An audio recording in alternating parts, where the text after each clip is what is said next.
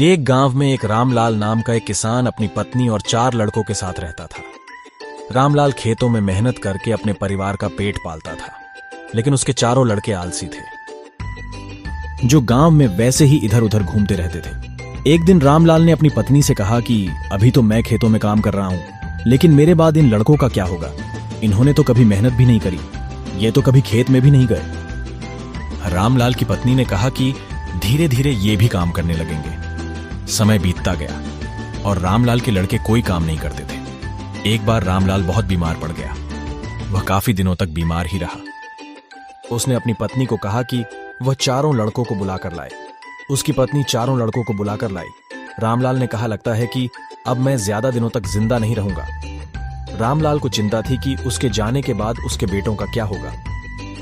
इसलिए उसने कहा, बेटों, मैंने अपने जीवन में जो भी कुछ कमाया है वह खजाना अपने खेतों के नीचे दबा रखा है। मेरे बाद तुम उसमें से खजाना निकालकर आपस में बांट लेना।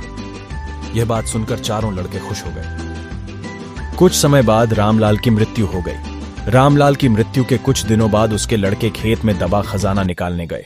उन्होंने सुबह से लेकर शाम तक सारा खेत खोद दिया, लेकिन उनको कोई भी खजाना नजर नहीं आया। लड़के घर आकर अपनी मां से बोले, मां, पिताजी ने हमसे झूठ बोला था, उस खेत में हमें कोई खजाना नहीं मिला।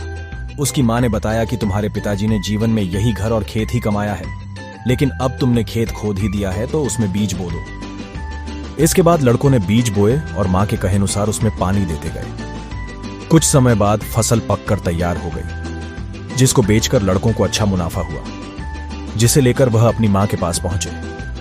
मां ने कहा कि तुम्हारी मेहनत ही असली खजाना है, यही तुम्हारे पिताजी तुमको समझाना चाहते थे। इस कहानी से हमें यह सीख मिलती है कि हमें आलस्य को त्याग कर मेहनत करना चाहिए। मेहनत ही इंसान की असली दौलत है।